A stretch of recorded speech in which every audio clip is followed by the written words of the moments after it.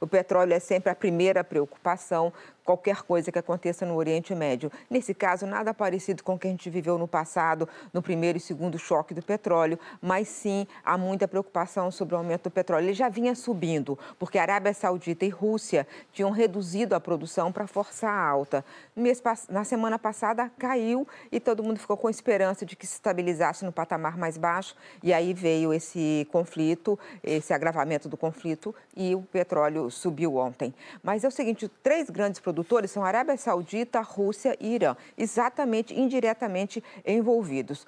No caso do Irã, os temores de que fique provado que que o país teve um envolvimento muito maior do que apenas a ajuda tradicional que dá ao Hamas, isso aí levaria a um aumento de sanções contra o Irã. O Irã hoje produz 3 milhões de barris, isso poderia afetar o mercado com redução do petróleo ofertado. Aí você pode pensar, não, mas a Arábia Saudita está produzindo menos, a Rússia também está produzindo menos. Eles podem aumentar a produção, mas que interesse teriam? A Arábia Saudita, ela precisa continuar liderando o mundo árabe e muçulmano, e eles não ficariam de costas para a opinião pública a opinião pública muçulmana se a resposta de Israel for muito violenta. Isso quem me explicou foi o embaixador Rubens Recupero.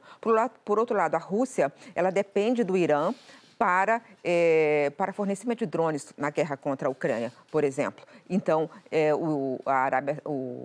a Rússia não teria interesse em aumentar a produção. Então, o mercado ficaria com baixa produção num momento de tensão. Então, isso poderia levar a uma alta se esse conflito se espalhar ou se esse conflito permanecer por muito tempo, Ana Paula. E Miriam, ainda falando, além desse xadrez todo, né, dos impactos na economia, tem uma outra pressão externa que temos no momento, que é sobre o futuro dos juros americanos. Exatamente, porque os juros já estão altos nos Estados Unidos, já subiram bastante, mas estavam no meio desse processo de alta. O que vai acontecer com os juros americanos foi uma coisa que eu perguntei para o economista Armínio Fraga. Ele acha que, por enquanto durar essa tensão, os Estados Unidos não vão subir a taxa de juros mais do que já foram alterados. Tanto o Fed já alterou, como o mercado já alterou. Pra você ter uma ideia, juros de 10 anos nos Estados Unidos estão hoje em 4,80, antes estava em negativo. Então, isso significa juros muito altos.